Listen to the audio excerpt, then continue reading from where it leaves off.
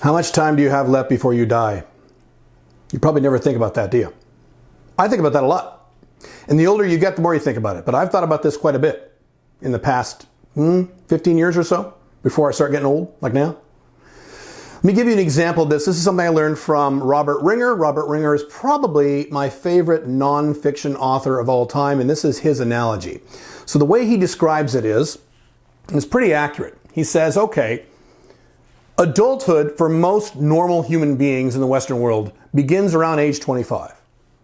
Now, I would argue for many men it actually starts later than that, but let's go with 25 for the moment. In terms of wherewithal, ability, lifestyle, all that good stuff. It's not legally, but in terms of your brain function, all that good stuff, adulthood begins somewhere around 25, okay? So if we arbitrarily say adulthood begins at 25, then we map that out forward to average life expectancy. Average life expectancy for the typical man in the Western world, I believe, is 79 years or so, okay? So if you do the math on that, you're gonna end up with something around 21,000 days, okay? You've got 21,000 days from age 25 to age 79. And if you live past 79, great, it's a bonus. But then we get into the issue of how physically capable are you past age 79? My dad just entered his 80s, and being in your 80s is a whole different world than being in your 50s or 60s, and even 70s to a degree in terms of physicality. But anyway, let's assume for a moment that you are an adult at age 25. You're going to die at age 79 or close to it. Okay? Okay.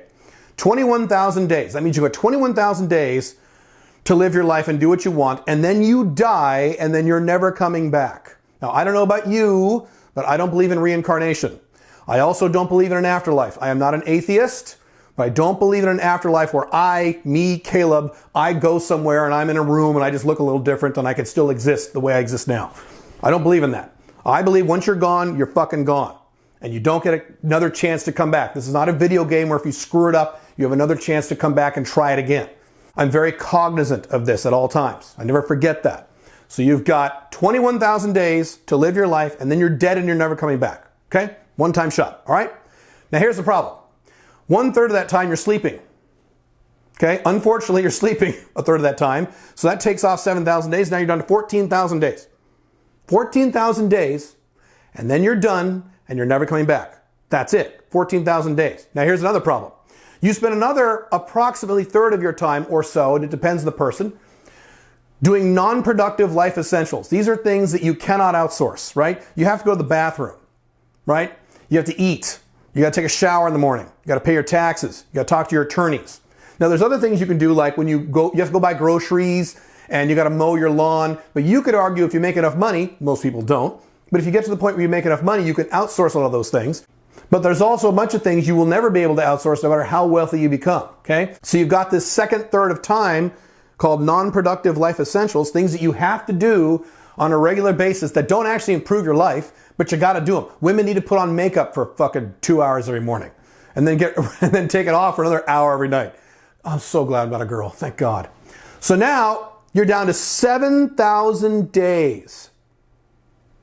7,000 days, that's your entire life, and then you're dead and you're never coming back. You got 7,000 days and that's it.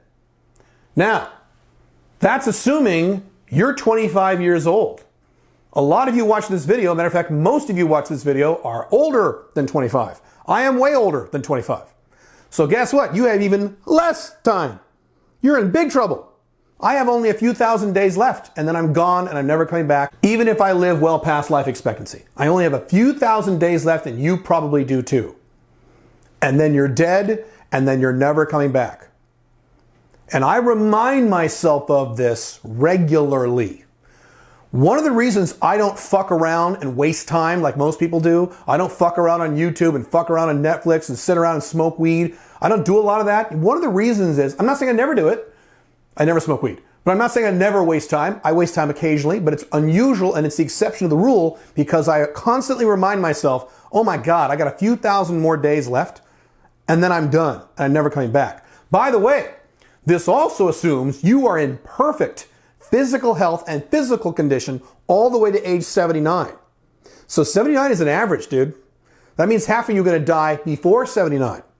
Another big chunk of you are going to be physically debilitated before 79. There will be things you will not be able to physically do starting in your 70s or maybe even in your 60s, okay?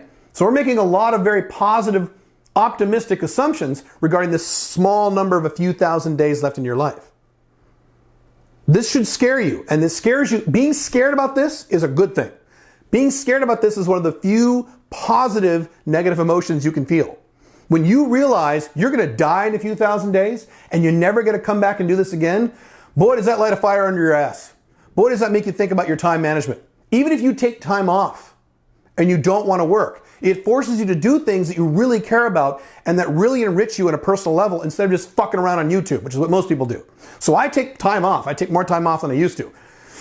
I'm on a new program where I'm trying to take more time off. But when I take the time off, it is deliberate time off where the recreational activities that I'm doing are very important to me and very meaningful to me and really enrich my life instead of just sitting with the TV, sitting on Netflix and going next episode, next episode, next episode, being on fucking YouTube, next video, next video, next video, next video, and then you look and you've done this for 2 hours. I don't do that. I don't have that problem because I remember I only have a few thousand days left, and so do you.